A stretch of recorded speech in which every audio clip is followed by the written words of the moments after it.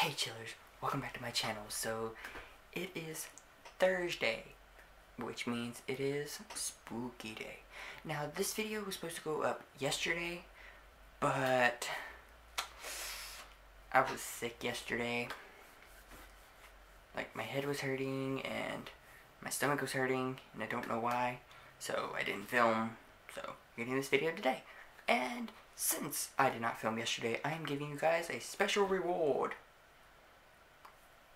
I am starting a new series, which is what this video is. This has been the weirdest intro ever. But we're just gonna move right on. And this new series is from Reddit user and Average Devin. So there's someone on Reddit who has the same name as me. Nice. But he has made a series called All My Friends Are Dead. That sounds promising. Alright, so let's jump right into the story. All my friends are dead. Don't take that the wrong way, though. I can't say I knew any of them when they were still alive. Well, at least most of them anyway.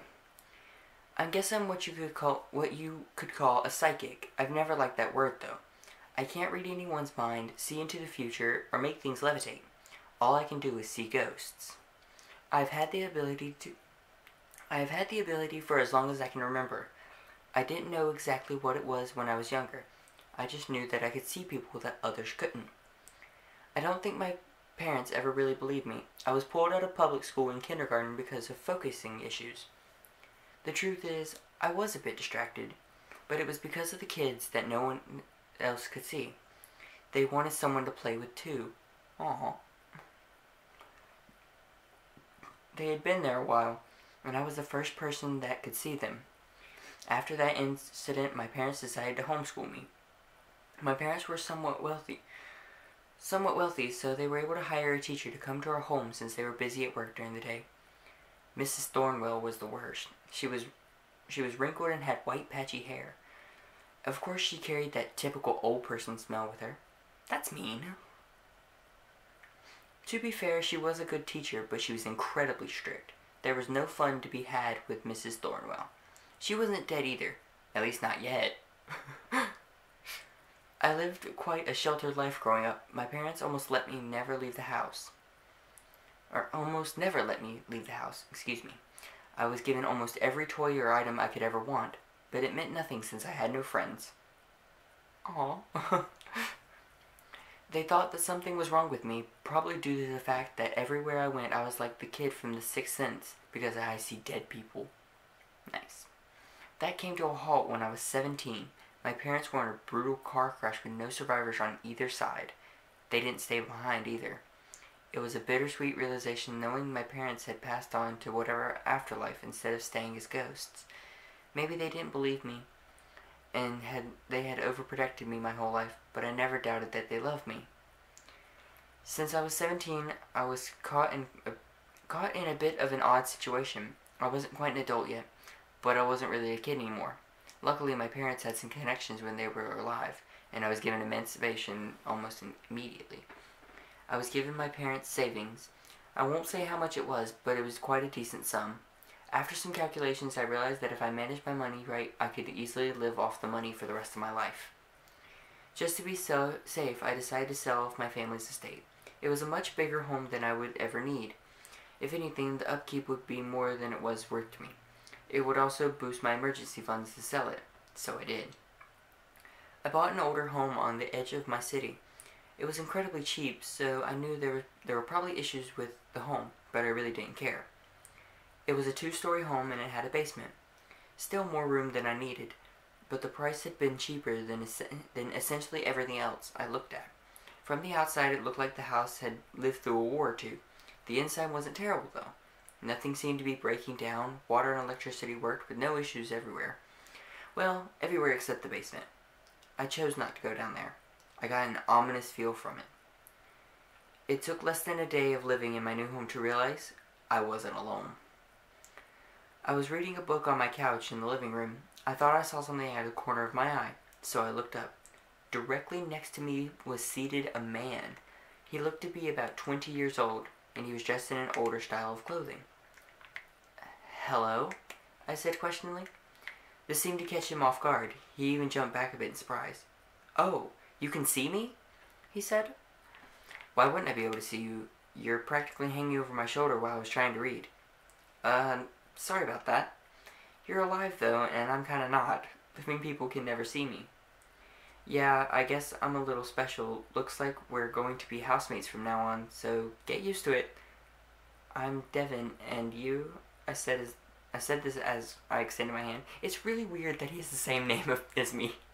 So it kind of feels like I'm talking about myself in the third person.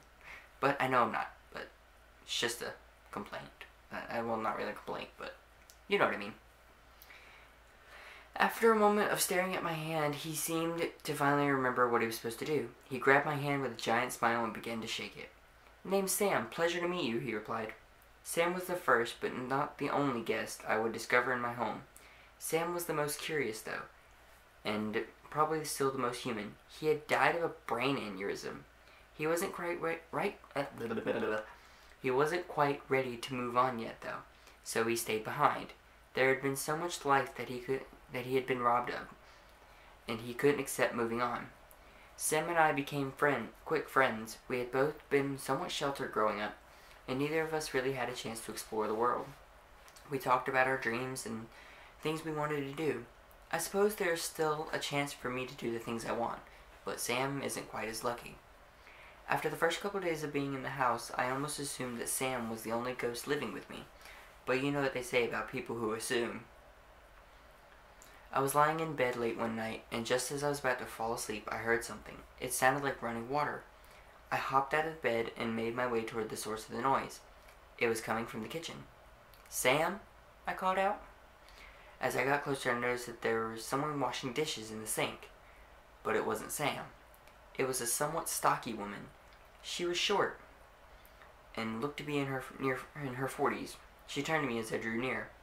"If you're going to live here, you need to clean up after yourself. This is unacceptable," she said, pointing towards this pile of dishes in the sink. "Sorry, I didn't think it would be an issue." "Didn't think it would be an issue. You aren't the only person in this household. Please try to be considerate of the mess you are leaving behind for others," she scolded me. She turned back around and continued to wash my dirty dishes. I was about to apologize more sincerely when I felt a hand on my shoulder. It was Sam. "Don't worry about her. That's Amelia. She only shows up when someone makes a mess. As long as you pick up after yourself, it won't be a problem. You do not want to see her bad side, though." He said this with a bit of a chuckle at the end. Now that I thought about it, the house had been incredibly clean when I moved in. There had been no dust or cobwebs or anywhere for a house that was this old. I guess I had just thought that the realtor was doing the upkeep. I made a mental note not to make any messes and went back to bed. I woke up the next morning to find my dishes were all clean and Amelia was nowhere to be found. Sam was waiting for me on my couch. I sat next to him and we began to have one of our daily casual conversations. Midway through our conversation, I began to hear noises coming from below. It was obviously coming from the basement. Sam noticed my discomfort. "There's something I should tell you about the basement. I'm sure you could sense it, but there's something down there. It's not like me or Amelia, though," he said. "What is it, then?" I asked. "I'm not entirely sure. It was here before I was, and I've been here for a while. As long as you keep it fed, it will stay down there." "Keep it fed? What is that supposed to mean?" "Well, you aren't going to like this, but it feeds on animals. They have to be alive or freshly dead. It's best if you can find roadkill shortly after it begins, or after it happens. Then you don't have to feel bad about it." "You're joking, right?" "I wish I was. It's actually kind of a good thing you moved in. It's been a while since it's been fed. And if it doesn't get fed, it will begin to look for something on its own. So it's my job to keep whatever is down there fed?" "Yeah, sorry for not telling you about it sooner. It had been so long since I had been around a living person, I almost forgot. If you can't find any roadkill around here, I suggest you go buy some mice at a pet store. They don't scream as loud." I was in disbelief. I had sensed there was something terrible in my basement, but I had hoped I could just ignore it. I guess that wasn't an option. I could have packed my bags and left then, but that would have meant leaving whatever was in the basement to potentially roam free. Not to mention I enjoyed being around my new friend Sam, even if he wasn't alive. I frantically began to scour the neighborhood for any signs of roadkill. I found an unfortunate cat that had met its end, but it looked to be a few days old. According to Sam, that wouldn't be fresh enough. I would need something alive or something that had been dead less than 4 hours. I gave up and took Sam's advice. I bought some live field mice from a pet store. They eyed me with their beady black eyes the whole way home. If only they knew their fate. When I returned home, the sounds emanating from the basement were even louder and more frequent. There was what sounded like a deep grunting and things being thrown around. Sam was waiting for me at the front door. He eyed the mice I was holding and nodded. Good. You should probably hurry. I recommend keeping your eyes down when you go down there. The less you see, the better. His words didn't exactly reassure me. Nonetheless, I began to make my way towards the basement. The sounds only grew louder as I approached the door, leaning downwards. When I opened the doors, the noises seemed to stop. The path down was pitch black. I could just barely make out each step with the aid of help from the hallway light, and I couldn't see any switch or string to turn on light. Perhaps it was better this way. I slowly began to descend one step at a time.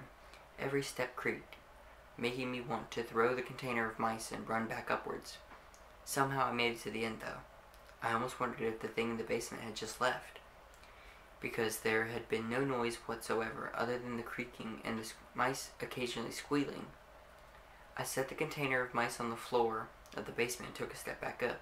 In an instant, an enormous black hand extended out of the darkness and ripped the container out of sight. I heard a large crack, and then I heard the mice begin to squeal even louder. I sprinted back up the stairs, but before I reached the top, I heard a loud crunch as the squealing ceased. I slammed the door shut and locked up to see Sam once again waiting for me. "What was that thing?" I demanded. "I told you. I'm not entirely sure. That should keep it satisfied for at least a week or two, though. Are there any other things I should know about this house?" I asked, hoping for him to say no. Sam frowned at this question. "You should stay clear of the attic." And that ends part 1 of All My Friends Are Dead.